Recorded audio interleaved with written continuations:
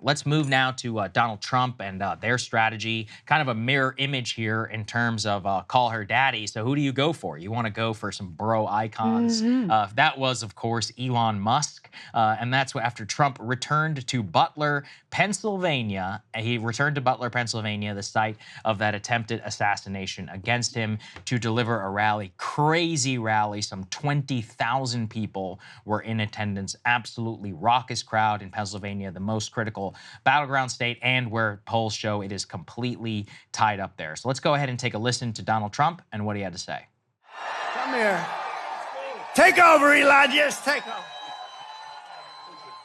As you can see, I'm not just MAGA, I'm dark MAGA.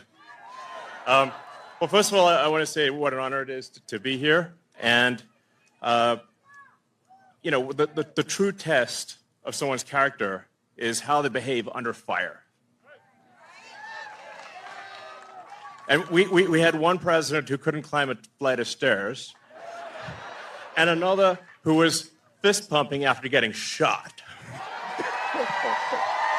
Fight, fight, fight! Blood coming down the face. You got 14 states now that don't require voter ID. California, where I used to live, is just passed a law banning voter ID for voting. I still can't believe that's real. So how are you supposed to have a proper election if there's no ID? All right, so Elon is dark MAGA, took the stage. Iconic photo. Let's put this up there on the screen. I didn't say iconic necessarily in a good way. He can take it whichever way you want. Trump's face there is funny, too. Yeah, like, giving him a look like, oh, he's like, what did I get myself into here?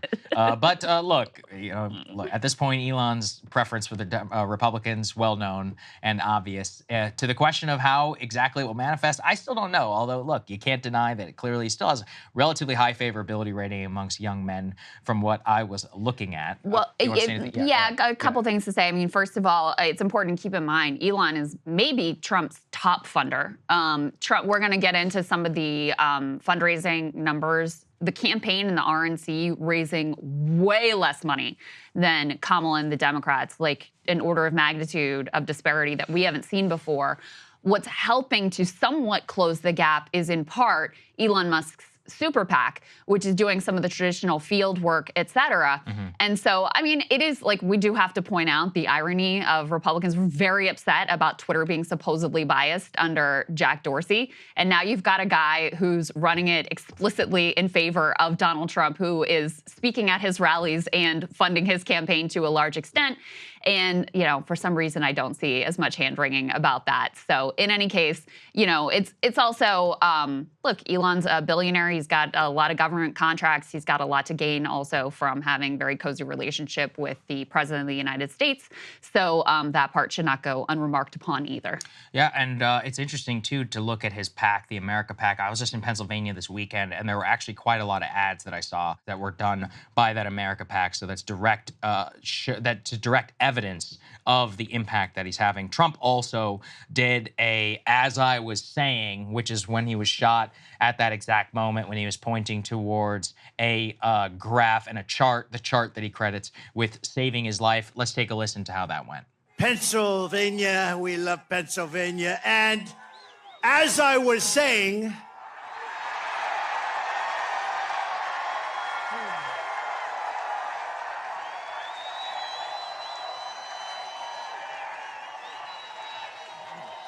oh, I love that.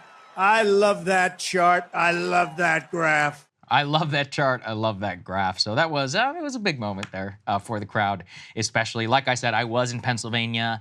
I'm telling you, the number of political ads that people are dealing with over there, my God, God bless you. It's also, all of the signs everywhere. You can tell people are jazzed up, whether it's Trump, whether it's Kamala, whichever era you in and which way it tilts, they are huge. It also is in the context, these rallies of Donald Trump and now the media strategy by Kamala. There's some really interesting insight into how both of these people are spending their last month of the campaign. Let's put this up there on the screen. So as Krystal alluded to, Kamala Harris has a massive disparity in money and her ability to spend on traditional advertising in the lead up to election. She has placed $263 million in ads between the end of the convention and October 4th, 2.5 times as much as the $109 million spent by Donald Trump. She has more staff, more volunteers, a larger surrogate operation, more digital advertising, more sophisticated smartphone-based organizing program, extra money for extraneous bells and whistles typically reserved for corporate product launches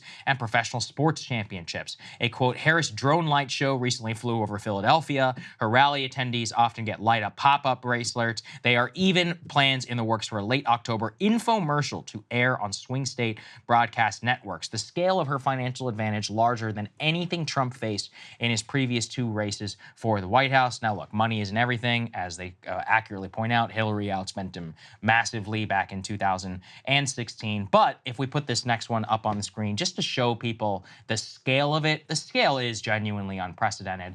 2020, Joe Biden outspent him significantly. So did Hillary. But this time, we're talking orders of magnitude larger. To bypass that, what Trump and his allies are looking to is to get earned media and traditional, like the way that they really always have, is capture public attention, get billions of dollars in free advertising, control the conversation. And he also has some incumbency bias as well, considering he was the president previously, and everybody in America not only knew his name before 2016, but they definitely know his name these days. So that's a bit of a difference in the strategy. Kamala trying to spend her way there, try and get herself across the finish line on election day. Yeah, I mean, that chart really kind of blew my mind, to be honest with you, because my recollection of 2016 as well was like, oh, Hillary outspent him by a ton. And then you look at this and it's dwarfed by the amount that Kamala is spending against him. And these totals reflect the Harris campaign and the DNC versus the Trump campaign and the RNC. Now, they are obviously not the only players in the election. You also have these outside super PACs. And there, the Trump campaign, this is another way that they're different from the Harris campaign, they're more reliant on these outside groups. This was a similar strategy that we saw with like Ron DeSantis, where he really outsourced a lot of what was even traditional campaign, like in-house work, to outside PACs. Didn't work out that well for him, but doesn't mean it's not going to work for Donald Trump. But even when you factor in those outside groups, you still have a huge disparity on the Democratic side. So according to this article, when advertising by outside groups is added to the candidates' campaigns, Democrats spent about $225 million more on paid presidential advertising between the end of the Democratic convention and October 4th. That's about 1.8 times the amount that was spent by Republicans. So, you know, we're gonna have a real live experiment here about how much money matters in presidential politics. Now, based on the political science and my own, you know, sense of how elections go, money matters a lot, but it matters the more, like the further you go down the ticket, the more that it matters. So you drop $1 million into some local city council race, yeah, that's gonna matter a lot. Or at the congressional level, it matters a lot more, but since you have just like less national media attention, less ability to get earned media. Here you have in Donald Trump, someone who is obviously a known commodity who can get attention and eyeballs whenever he wants to without having to spend a dime. So is it determined? It's certainly not determinative here how much of an impact it has. Even that is yet to be seen. And then the other thing they point out in this article as well is that, you know, Kamala's running more of a traditional campaign. They've got field offices across the country. They've built out this huge volunteer base. You know, they're going door knocking and doing all the traditional field work that you associate with a presidential campaign and campaigns at all levels. Trump is really not as focused on that. He is more focused on the earned media, on the podcast sphere, on generating attention through his own sort of, you know, words, deeds, antics, et cetera. And I think the other thing to comment on is he used to have such a prolific grassroots fundraising base, but he's been hitting that list for almost a decade now. And I think there's also some sense of like that base is sort of worn out. And it's not just Trump that's been hitting them up for money. It's a whole sphere of Trump-aligned grifters who are trying to sell them, you know, gold coins and, you know, you build the wall crap, the whole universe of Republican candidates also who are trying to hit that list, who are trying to get money out of them for their campaigns as well. And so I also think that they've really kind of burnt that list down, and there isn't as much grassroots enthusiasm. When Kamala came in, Biden had zero grassroots enthusiasm ever. When Kamala came into the race, she had a genuine surge of enthusiasm on the Democratic side. They've brought in a lot of new grassroots donors who hadn't given to the party before. And so you couple that with the fact that we're about to show you in the economy block, she's gone in this whole like Wall Street charm offensive to try to suck up as much Wall Street cash as she can. And you've got the makings of, we'll see whether it's a successful presidential campaign, but it is certainly a very successful fundraising campaign. My inkling is I don't think money matters all that much past a certain level in a presidential race, especially one where Trump is such a polarizing figure. I think this probably matters a lot more in congressional and in Senate races, door knocking, etc. But just the reason why people vote for president is not the same in terms of, oh, somebody showed up and knocked on my door. A lot of that is very old school stuff. I especially think in a media environment like today, especially also why people vote. There's a lot of negative voting, as in I'm voting for this person to prevent the other side. I don't think you necessarily need to be touched by organizing. But look, I could be totally wrong. You know, clearly they do spend hundreds of millions of dollars. They don't do it for no reason. It yields something. To what? I'm not sure yet. I'm pretty sure it's like the Coca-Cola experiment, where the absence of advertising definitely can be felt, but the actual proactive, like, measurability of each particular ad dollar doesn't really exist for this one. So I'm not sure. And if Trump does lose, I don't think it will be because of money. But money doesn't hurt either. Yeah. Let me, on the field program stuff, you know, I think the best case you can make for it is that if you have people who you've identified as like, okay, these are people who will vote for me, but you need to get them to turn out, a field program can help to make sure you're banking those votes, you're getting the early votes in, you're encouraging people like, okay, today's election day, what's your plan? You know, you need to get to the polls, how are you gonna do it? And it gives you a better sense of kind of where you are, because you are tracking all of these voters and having direct contact with them to know, okay, are they in our team? Are they on the other team? Have they voted? Have they not voted, et cetera?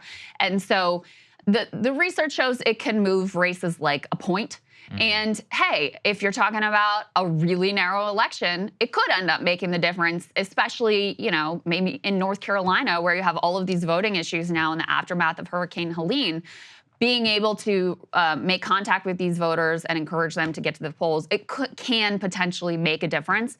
You know, I am also very skeptical at how much the paid on TV advertisements. Consultants love them because that's where they make all their money. So the conventional wisdom about them really mattering has not been shaken because of how much money is being made on all of them. But at the presidential level in particular, I don't know, how much are people watching the TV and like really going, oh, that's a good point, now I'm gonna vote for Kamala Harris. It's just hard for me to imagine. Maybe it makes a difference, but it's difficult for me to see people really like making up their minds based on this like flood of advertising that's hitting them in the face every time that their favorite show goes to commercial break. I agree. Hey, if you like that video, hit the like button or leave a comment below. It really helps get the show to more people. And if you'd like to get the full show ad-free and in your inbox every morning, you can sign up at breakingpoints.com. That's right. Get the full show, help support the future of independent media at breakingpoints.com.